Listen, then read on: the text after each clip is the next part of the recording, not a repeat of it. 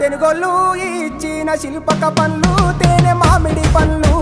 తీయంగా దిందామె తీరొక్క పండ్లు చిలక నేరేడు పండ్లు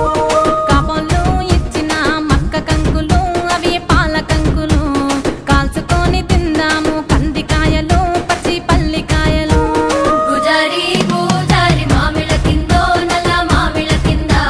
కుసుమరోళ్ళేసిన కుందన బొమ్మ అది కుందన బొమ్మ